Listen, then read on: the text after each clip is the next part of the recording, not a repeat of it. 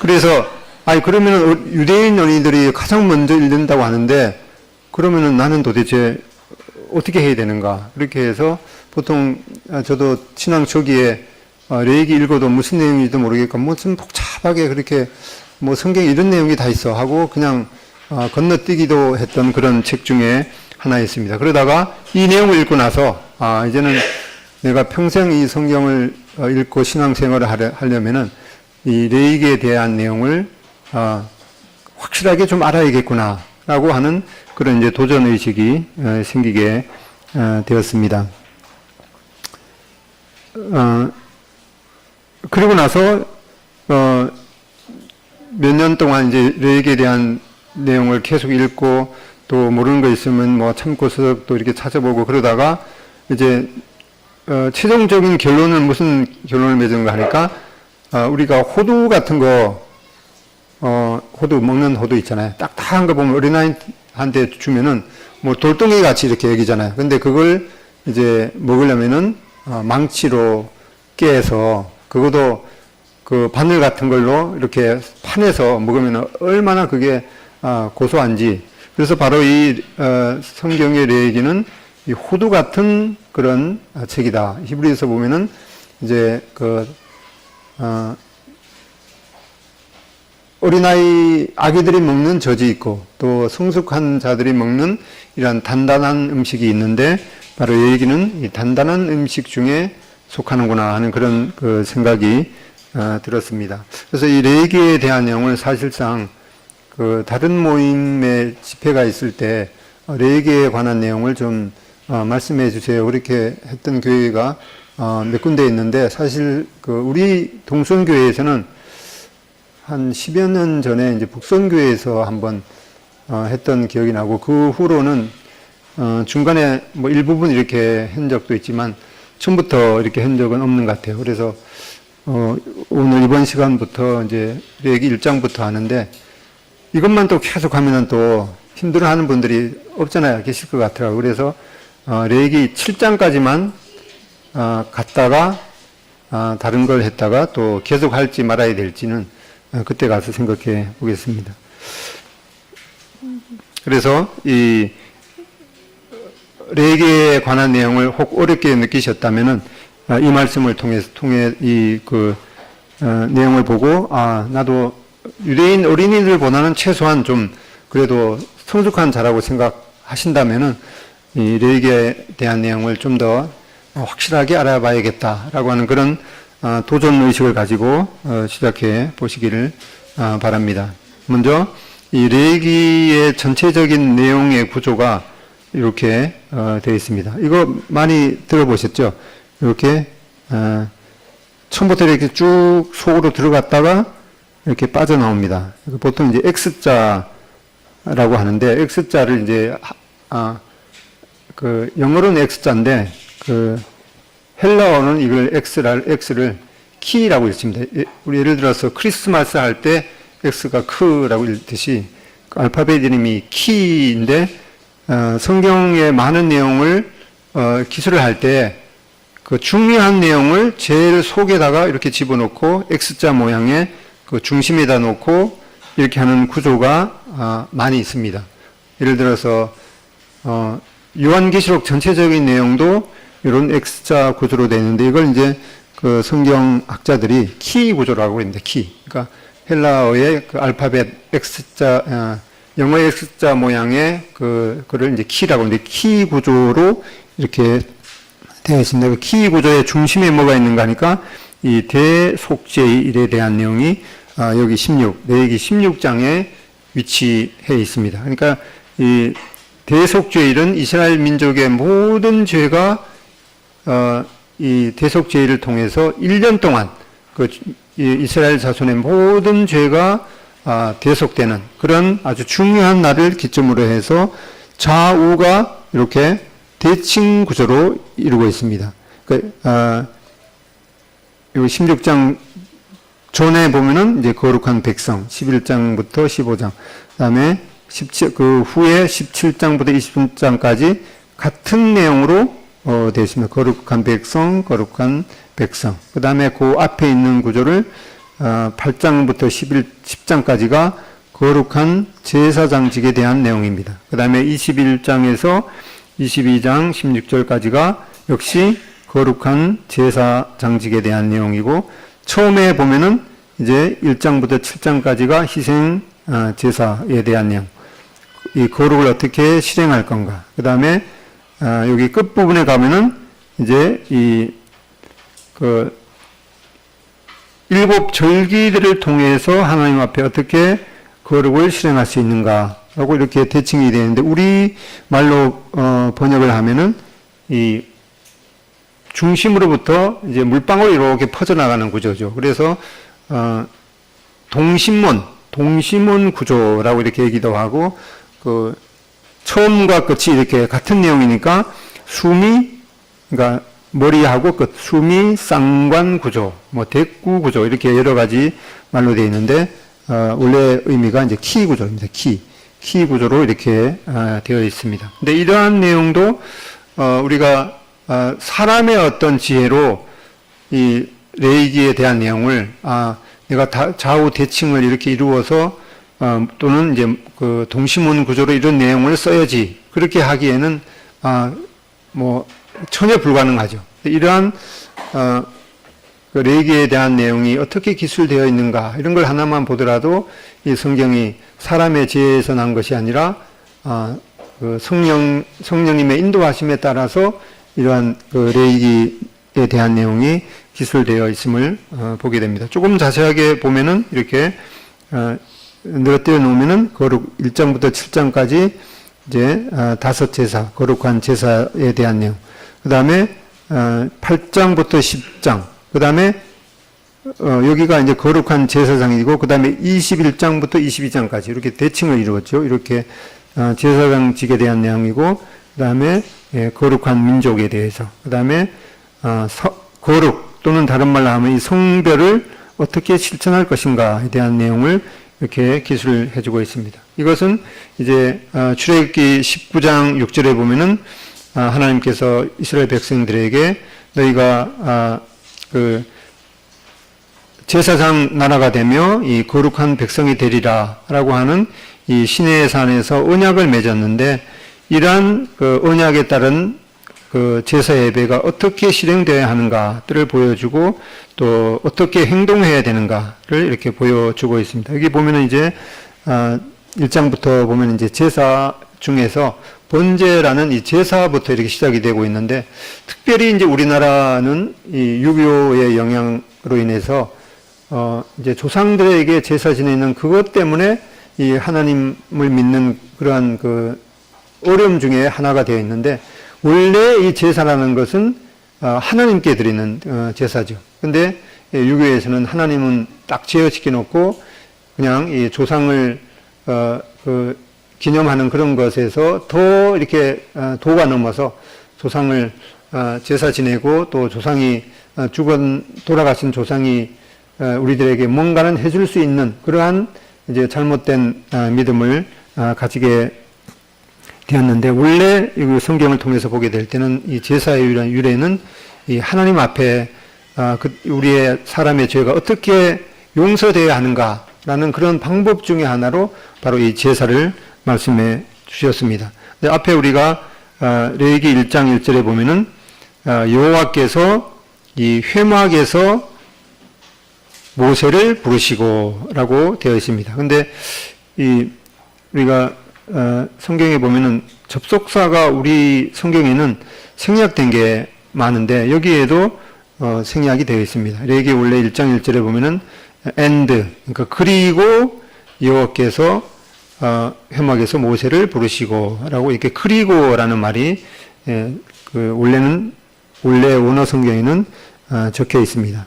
근데 그리고라는 말은 이제 앞의 내용이 이어지겠죠. 앞의 내용은 무슨 내용인가 하니까 우리가 지금 몇 시간 동안 봤던 이 성막에 대한 그런 내용이 나오고 있습니다. 그러니까 성막에 대한 그런 내용을 이제 레위기 앞에 있는 출애굽기에서 25장부터 40장까지 끝장까지 이렇게 성막에 대한 내용을 말씀하고 있는데, 그리고 나서 여호와께서 회막에서 모세를 부르셨다. 근데 이 회막이라는 말은 이 성막에 대한 다른 명칭 중에 하나입니다. 그래서 원래 이 레위기의 원래 명칭이 뭔가 하니까 그리고 그가 부르시니 이게 레위기의 원래 제목입니다. 근데 이걸 이제 히브리어로 하면은 이제 와이크라라는 말이 이제 그리고 그가 부르시니라고 하는 이 레위기 1장 1절에 처음 나오는 이 구절을 따서 이렇게 책 이름을 원래 정했습니다.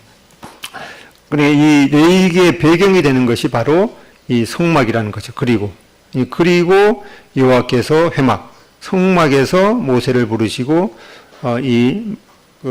우리가 방금 읽었던 레위기 1장에 대한 내용, 이 번제에 대한 내용을 말씀하고 그 2장에 가서는 이제 소제 이렇게 그 제사 드리는 방법을 쭉 말씀해 주셨는데 그걸 어디에서 말씀하셨는가 하니까 바로 이 성막에서 이 제사를 드릴 것을 이렇게 말씀해 주신 것을 보게 됩니다. 그래서 이 사실은 이 레위기를 이해하기 위해서 우리가 선행되어야 할 것이 바로 이 성막에 대한 내용을 알아야 되기 때문에 몇 시간 동안에 걸쳐서 살펴봤습니다.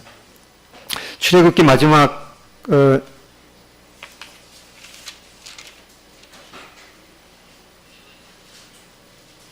부분에 보면은 이제 성막에 대한 내용을 쭉 말씀해 주시고 이제 성막이 이제 완공이 되었습니다. 구름이 회막에 덮이고 여호와의 영광이 성막에 충만했다라고 하는 이제 하나님께서 모세를 통해서 성막을 어떻게 만들 것에 대해서 쭉 말씀해 주시고 또 끝부분에 가서 실제적으로 그 하나님께서 말씀하시는 그대로 만들어졌는가 그 감리 과정이 일일이 다 기록이 되어 있는데 하나님께서 과연 하나님의 말씀대로 이 성막이 다 완공되었으니까 이제 구름이 회막에 덮였습니다. 이것은 바로 하나님께서 이 성막 가운데 임재하신다는 그런 표현이죠. 그리고 여호와의 영광이 이 성막에 충만했다라고 하는 그런 내용을 출애굽기 마지막 부분에 말씀해 주시고 그리고 나서 이제 하나님께서 모세를 통해서 회막에서 모세를 부르셔서 이 레위기에 대한 내용을 일러 주신 것을 보게 됩니다. 하나님의 백성의 그 중심에는 바로 이 하나님의 말씀이라는 율법이 있고 그 다음에 이 거룩한 장소로서 이 성막이 있습니다. 그리고 레위기 1장부터 보게 되는 이 거룩한 행위, 바로 이 제사의 행위를 보게 됩니다. 그리고 거룩한 시간으로서 이제 이 7 절기를 통해서 이 하나님과의 관계를 맺는 것을 보게 됩니다. 이 성막에 대한 내용을 다시 한번 이렇게 살펴보면은 이 동쪽 문이 있는데 이 유일한 동쪽 문을 통해서 제물을 가지고 들어가게 됩니다. 그러면 제사장이 제물을 이 번제단 위에 올려놓고 이제 태워서 하나님 앞에 태워서 드리는 것을 보게 됩니다. 그 다음에 이 물두멍에서 제사장들이 손을 씻고 정결케 한 후에 이 성소로 여기 성소 안으로 이제 휘장을 열고 들어가게 됩니다. 그러면 휘장 열고 들어가면 왼쪽에 이 금등대가 있는데 여기 성막 안에는 그 창문이 없기 때문에 이 금등대를 통해서 이 제사장들이 하나님 앞에 제사를 실행하는 것을 하게 됩니다. 오른편에는 이 진설병, 이 제사장들이 매 안식일마다 12개의 그 떡이 진설되는데 그 떡을 먹으면서 이제 힘을 얻게 됩니다. 그리고 이 지성소로 들어가기 전에 바로 금으로 만든 분향단이 있는데 이 향연의 기도가 하나님 앞에 상달되게 되고 그 다음에 1년에 한 번씩 이 대속죄일에 대제사장이 이 지성소에 들어가서 이제 속죄소에 피를 뿌리고 그러면은 이스라엘 모든 민족의 죄가 1년 동안 다 사해지고 또 하나님께서 이 대제사장에게 이르실 그 말씀을 듣게 됩니다. 이러한 성막의 구조는 하나님께서 시내산에서 모세에게 내가 너에게 보이는 대로 무릇 내가 너에게 보이는 대로 이것은 내가 너에게 보여주는 것과 똑같이 그 말씀 그대로 모든 식양과 기구들을 만들도록 하셨습니다. 한번 살펴봤던 것처럼 이 20규빗의 동쪽 문, 10m가 되는 동쪽 문. 들어오면은 번제단이 있고, 그 다음에 물두멍, 그 다음에 성소, 지성소로 이렇게 나눠진 구분을 보게 됩니다.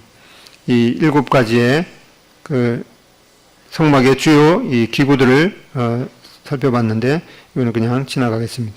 오늘부터 보게 되는 이 5 제사를 보게 되면은 1장의 이 번제에 대한 내용을 보게 됩니다. 2장의 소제에 대한 부분, 3장의 화목제, 4장의 속제제, 5장의 속건제라는 이 5 제사를 보게 되는데, 그 중에서 이 앞에 3개는 이 자원에서 드리는 것이고, 뒤에 속제제와 속건제는 의무적으로, 속제를 위해서는 의무적으로 드려야 되는 제사를 말씀해 주시고 있는데, 누가복음 22장 44절에 주님께서 뭐라고 말씀하셨는가 하니까, 모세의 율법과 선지자의 글과 시편에 나를 가리켜 기록된 모든 것이 이루어져야 하리라, 이렇게 주님께서 친히 말씀하셨는데, 바로 그 중에 이 모세의 율법이 나를 가리켜 기록된 것이다. 이 모세의 율법이 바로 구약 성경을 가리키기도 하고, 이 구약 성경에서 모세 오경을 특별히 모세의 율법이다, 이렇게 지칭합니다. 그러니까 창세기, 출애굽기, 레위기, 민수기, 신명기, 이 모세의 율법이 바로 주님께서는 나를 가리켜 기록된 것이다, 이렇게 말씀하셨기 때문에 이 제사에 대한 내용도 바로 예수님에 관해서 기록된 것임을 말씀해 주고 있습니다. 우리가 레위기를 읽다가 보면은 화제다, 거제다, 요제, 전제, 관제, 이러한 그 한자로 이루어진 용어를 보게 돼서 그 의미를 잘 이해할 수가 없을 수도 있는데, 이 화제라는 것은 불로 태워서 드리는 제사, 그 다음에 거제라는 것은 그 들거점, 이렇게 들어서 제가 어렸을 때 아버님이 뭐 조상들한테 이제 제사를 지낼 때 뭘 이렇게 종이에다 뭘 써서 이렇게 뭐 들어서 이렇게 뭐 제사를 지내고 있는 걸 봤는데, 바로 그런 것들도 다 이 성경에서 유래된 그런 것이 아닌가 생각이 들었습니다. 그다음에 요제라는 것은 요자가 흔들 요자입니다. 흔들, 뭐 요동치다 할 때 그 요, 그러니까 이렇게 흔들어서 드리는 제사가 요제입니다. 그다음에 전제, 관제, 이게 신학 지금 이제 개정에는 그 두 용어가 뒤바뀌어서 이렇게 사용되기도 하는데, 전에는 전제, 관제로 이렇게 주로 쓰이다가 지금 개역 개정에는 전제로 이렇게 쓰이는 것 같습니다. 이 관제라는 말은 물될 관자입니다. 물될 관자. 그러니까 농사를 지을 때 뭐 물을 이렇게 흐르게 하는 그런 걸 갖다가 뭐 관계수로라는 그런 말을 사용하는데, 바로 그때 쓰이는 관자입니다. 그러니까 물될 관자인데, 이거는 제물 위에다가 포도주라든가 그런 걸 이렇게 부어드리는 제사를 바로 전제 또는 관제로 이렇게 지칭하고 있습니다. 이런 용어를 알고 보시면은 좀 도움이 되겠습니다. 방금 읽었던 우리가 레위기 1장에 이 번제에 대한 내용을 이는 번제라 하고 번제에 대한 내용을 봤는데, 여기 번자가 뭔가 하니까 이제 태울 번자입니다. 그러니까 태워서 제물을 태워서 드리는 제사를 번제라고 하고, 그 레위기 1장에 바로 번제에 대한 내용이 나오고, 그다음에 레위기 6장 8절로 13절에 이 번제에 대한 이 세부적인 규례를 말씀해 주고 있습니다. 이 번제의 의미는 뭔가 하니까 이제 태워서 드리는 제사. 근데 재밌는 것이 번제를 히브리어로 뭐라고 하는가 하니까 올라가는데, 올라가는 뜻이 뭔가 하니까 올라간다라는 뜻입니다. 이게 이 한글하고 우리나라 말이 이게 우연의 일치는 아닌 것 같아요. 이 번제를 올라라고 하는데 의미가 올라간다는 뜻이고, 이 제물을 태워서 향기를 올려드리는 제사가 바로 번제입니다. 이 번제를 드리는 목적은 바로 일반적으로 하나님 앞에 나아갈 때는 이 모든 사람이 죄인이기 때문에 이 하나님 앞에 그냥 나아갈 수는 없고, 바로 이렇게 제물을 통해서, 특별히 동물을 하나님 앞에 태워서 드리는 이러한 제사를 통해서 하나님 앞에서 사람이 기쁘게 받아들여지도록 연락되도록 드리는 제사입니다. 그다음에 이 제물은 뭘로 쓰는가 하니까 생축 살아있는 짐승 중에서 흠없는 것으로 흠없는 이 수컷으로 드리게 됩니다. 그 수송아지나 숫양, 숫염소. 근데 여기 보면은 수송아지는 시옷이 안 붙었죠. 근데 여기는 숫양은 여기는 시옷이 붙고, 숫염소는 시옷이 붙는데 수능이 얼마 남지 않았는데 시옷이 왜 어떤 데는 들어가고 어떤 데는 안 들어가고 그건 이제 어떻게 규정을 하는가 하니까 그냥 관례적으로 그렇습니다. 양과 염소하고 쥐에만 시옷이 붙고 나머지에는 시옷이 안 붙습니다. 그러니까 이게 어떤 원칙이 있는 것이 아니라 원칙이 있긴 있는데 있을 것 같은데 그냥 국어 표준어 문법에 양하고 염소, 쥐만 시옷을 붙이고 나머지에는 시옷을 붙이지 않습니다. 그러니까 수소는 시옷이 붙겠습니까? 안 붙겠습니까? 안 붙으면 그냥 수소예요, 수소. 예. 그냥 그렇습니다. 그냥, 전에는 안 그랬는데, 얼마 전에 이게 그 한글 맞춤법이 바뀌었더라고요. 그래서 옛날 성경에 보면은 수소라고 아마 시옷이 적혀 있는 것도 있을 것 같아요. 근데 지금 이제 바뀌어갖고, 수송아지, 숫영, 숫양, 숫염소. 이제 양염쥐, 양하고 염소, 쥐만 시옷이 붙는다. 예. 그것도 알아놓으시면 손해는 안 볼 것 같아요. 그 다음에 산비둘기, 집비둘기, 새끼. 이거 왜인가 하니까 이 형편에 따라서 이제 가난한 자들에게 배려하기 위해서 이렇게 드리도록 했습니다. 예배자가 할 일, 이 하나님 앞에 나아가기를 원하는 그러한 사람들 예배자가 할 일은 이 제물의 머리에다가 안수, 손을 이렇게 얹는 거죠. 그리고 자기가 잡아서 제물의 가죽을 벗기고 각을 뜨고 내장과 정강이는 씻어서 피를 제사장에게 인계하게 됩니다. 그러면 제사장은 피를 제단 사면에 뿌리고 제물의 전부를 불태운다. 그 다음에 제사장의 몫은 제물의 가죽을 의복에 썼습니다. 그 다음에 예배자가 받는 몫은 없고, 그 다음에 남는 것, 이 새 멱통, 이는 모기 주머니나 우물은 재버리는 곳에 버리게 됩니다.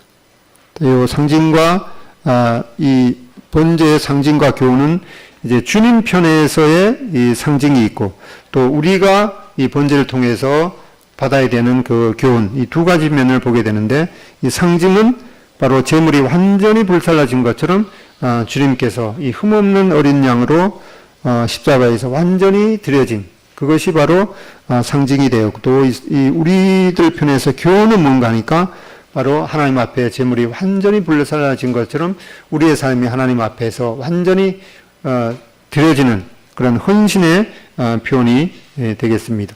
번제물의 세부적으로 보면은 이 번제의 제물, 번제를 위한 제물이 이 네 종류의 동물이 사용되었죠. 수송아지 아니고 수송아지, 숫양, 숫염소, 그 다음에 비둘기 이 네 종류가 사용되었습니다. 그 예물이 소의 번제이면 흠없는 수컷으로 회막문에서 요 앞에 기쁘게 받으시도록 드릴지니라. 이렇게 수송아지, 숫양, 숫염소, 비둘기 이렇게 네 동물을 드리게 됐는데 이렇게 특별히 이제 비둘기를 드리게 되는 것은 뭐 경제적으로 참 어려운 형편에 있는 사람들도 이 하나님과의 관계를 바르게 맺고 또 하나님 앞에 나아갈 수 있는 그런 기회를 가져야 되기 때문에 이렇게 배려를 하셨습니다. 그리고 이 번제로 드려진 동물을 살펴보면은 이 사람과 친근한 이 가축이죠. 친근한 동물이며 또 온순한 동물들인 것. 또 특별히 이제 염소는 이 염소보다는 양이 원래 우선적인데 양을 드릴 수가 없으면은 그냥 그 대신으로 숫염소를 드리도록 했습니다. 그리고 사람이 가지고 있는 최선의 또 흠없는 것으로 드리도록 했습니다. 이 제물들은 다 예수 그리스도의 모습을 나타내는 것을 보게 됩니다. 이 번제를 어떻게 드리는가? 이 제사를 드리는 자가 이 회막으로, 이 성막으로 준비한 제물을 가지고 나옵니다. 그 다음에 제사를 드리는 자가 제물의 머리 위에 자신의 손을 얹고 안수를 하게 됩니다. 여기가 이제 송아지니까 좀 작은 편이죠. 이 송아지의 머리에다가 이제 손을 얹고 안수를 하게 됩니다. 이 안수를 한다는 것은 이제 하나님 앞에 나아갈 때 이 제물과 자신이 이제 동일시 되는 것을 의미하기도 하고, 또 이 죄인된 사람이 하나님 앞에 나아갈 때 그 죄를 이제 사함을 받아야 되는데, 바로 이 안수한다는 것은 나의 모든 죄가 이 제물인 이 송아지한테 옮겨진다. 또 한자로 말씀드리면은 전가된다라는 그러한 표현으로 이렇게 이 안수를 하게 됩니다. 이제 안수를 하게 되면은 겉으로 볼 때 나의 죄가 제물한테 옮겨졌는지 안 옮겨졌는지 그걸 알 수가 없잖아요.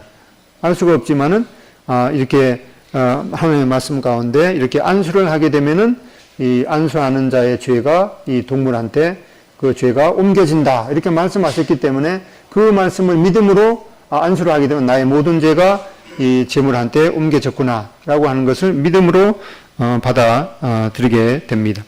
그리고 이제 제사를 드리는 자가 직접 제물을 제단 북쪽에서 잡아서 가죽을 벗기고 토막을 내게 됩니다. 그리고 세부적인 내용을 이렇게 보게 되고, 내장과 정강이를 맑은 물로 씻어서 제사장에게 인계합니다. 여기 보면은 1장에 보면은 제단 북쪽에서 잡는다 이렇게 말씀하기도 하고, 또는 여호와 앞에서 잡는다 이렇게 말씀하는 것, 그 다음에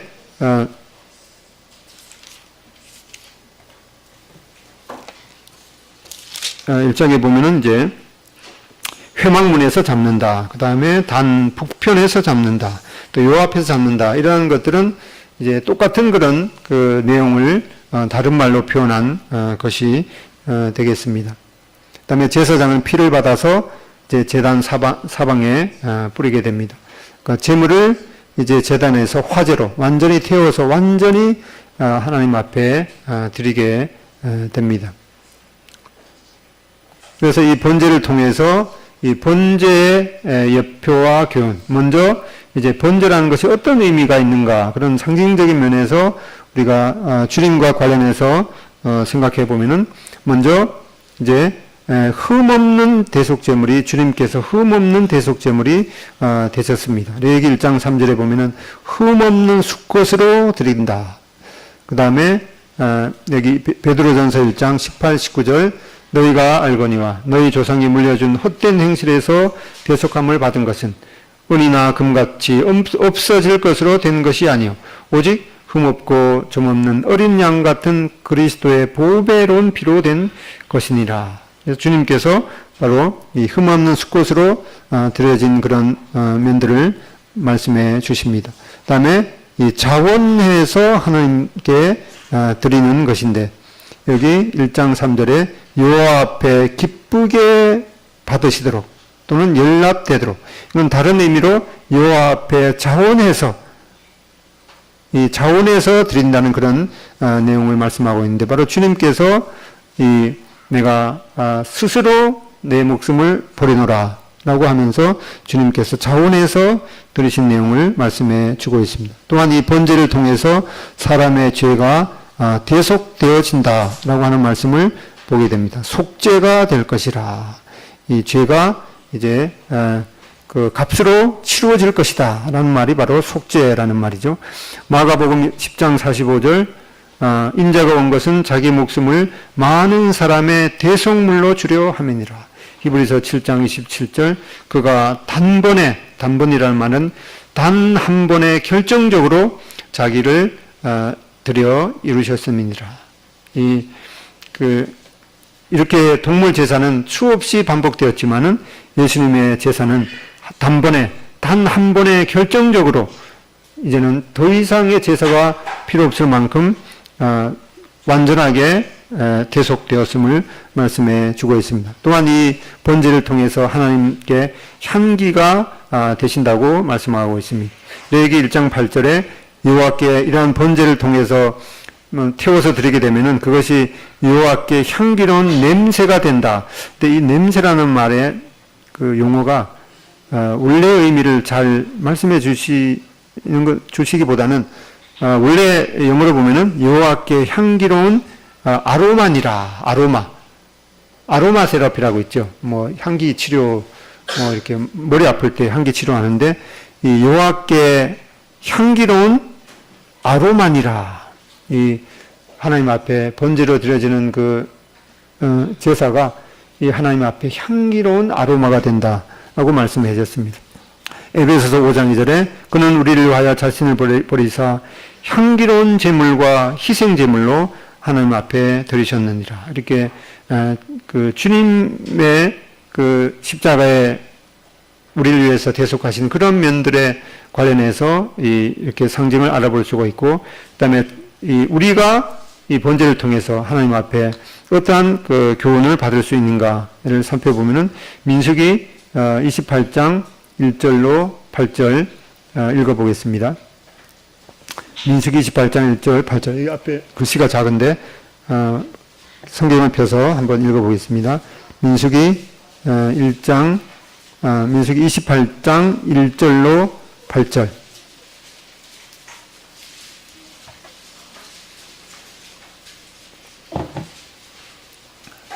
찾으셨으면 시작.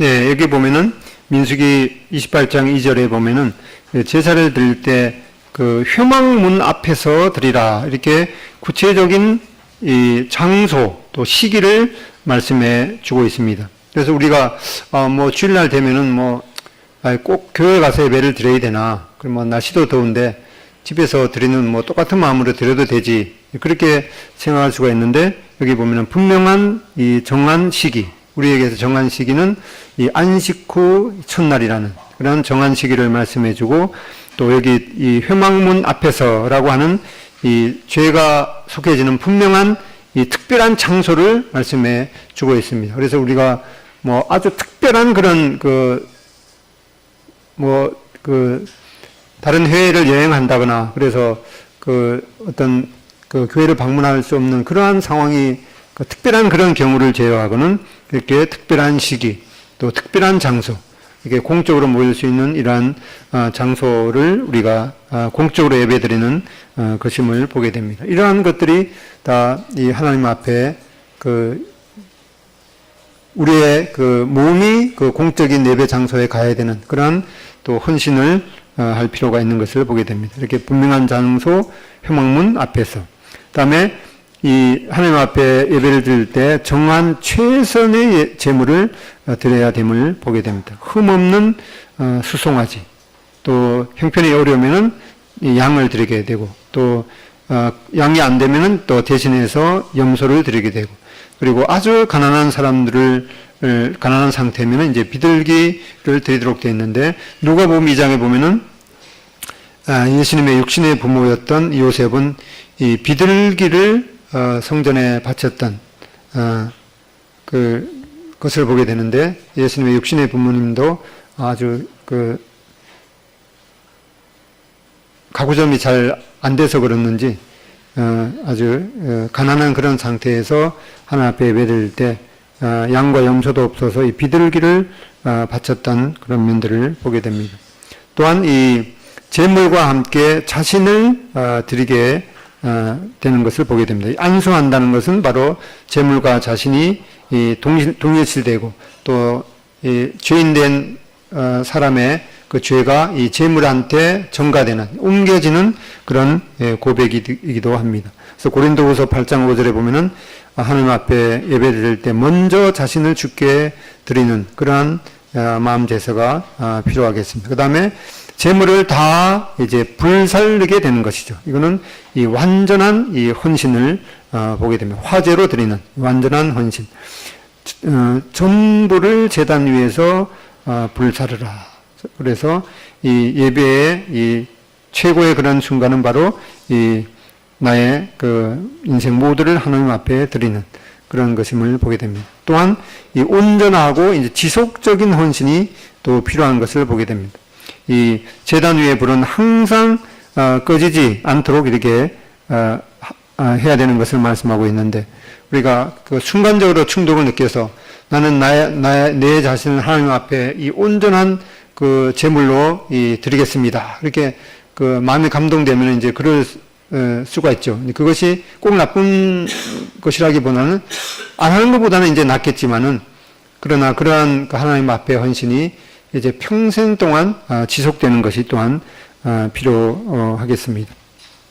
그래서 어떤 분은 뭐 목숨을 내놓고 그 나의 삶을 그 공산국가의 그 선교사로 나의 인생을 바치겠습니다. 이제 그렇게 하는 것도 참 잘하는 일 중에 속하겠지만 우리가 있는 이 현장에서 나는 이 선교사적인 그런 삶, 이 나의 매 순간에 나 자신을 포기하고 하나님의 뜻에 순종하겠다는 그런 마음 자세로 살아가는 삶 역시 자신을 이 순교자로 드리는 그러한 삶보다 삶 못지않게 또 아름다운 것임을 보게 됩니다. 그래서 이 번제를 통해서 하나님을 향한 나의 그 헌신의 불길이 계속 타오르고 있는가? 순간적으로 그냥 그 헌신의 고백을 했다가 폭삭 꺼져버리는 그러한 신앙이 아니라 평생 동안 은은한 그런 불길일지라도 평생 동안 하나님 앞에 꺼지지 않는 그런 마음을 갖고 있는가, 그런 것들이 필요하겠습니다. 그 다음에 히브리서 10장 1절로 9절, 여기는 시간이 없어서 앞에 내용을 한번 읽어보겠습니다. 히브리서 10장 1절로 9절 시작. 율법은 장차 올 좋은 일의 그림자일 뿐이요 참 형상이 아니므로 해마다 늘 드리는 제사로는 나오는 자들을 언제나 온전하게 할 수 없느니라. 그렇지 아니하면 섬기는 자들이 단번에 정결하게 돼 다시 죄를 깨닫는 일이 없으니 어찌 된 일을 그치지 아니하리. 그러나 이 제사들에는 해마다 죄를 기억하게 하는 것이 있나니 이는 황소와 염소의 피가 능히 죄를 없이 하지 못합니다. 그러므로 주께서 세상에 임하실 때 이르시되 하나님이 제사와 예물을 원하지 아니하시고 오직 나를 위하여 한 몸을 예비하셨도다. 번제와 속죄제는 기뻐하지 아니하시나니 이에 내가 말하기를 하나님이여 보시옵소서. 두루마리 책에 나를 가리켜 기록된 것과 같이 하나님의 뜻을 행하러 왔나이다 하셨느니라. 위에 말씀하시기를 주께서는 제사와 예물과 번제와 속죄제는 원하지도 아니하고 기뻐하지도 아니하신다 하셨고 이는 다 율법을 따라 드리는 것이라. 그 위에 말씀하시기를 보시옵소서. 내가 하나님의 뜻을 행하러 왔나이다 하셨으니 그것 첫째 것을 폐하시면 둘째 것을 세우려 하심이니라. 네, 이렇게 죄인된 사람이 하나님 앞에 나아갈 때 이 제물을 하나님 앞에 드림을 통해서 나아갈 수가 있었던 것을 보게 됩니다. 그러나 이제 이러한 제물을 이제 하나님께서 기뻐하는 것이 아니고 오직 나를 위하여 한 몸을 예배하셨도다. 이제는 이 모든 사람들의 이 모든 죄를 영원토록 속죄할 수 있는 이 한 몸을, 주님의 한 몸을 예배하셨는데 이 두루마리 책에 나를 가리켜 기록된 것, 지금 우리가 살펴봤던 이 레위기에 대한 그런 내용이 두루마리 책에 기록이 되어 있는데 이 이 원래의 형상을 이제 성취하기 위해서 바로 예수님께서 오신 것을 보게 됩니다. 그래서 우리가 이 성도들은 이 번제를 통해서 하나님을 향한 나의 불길은 계속 타오르고 있는가.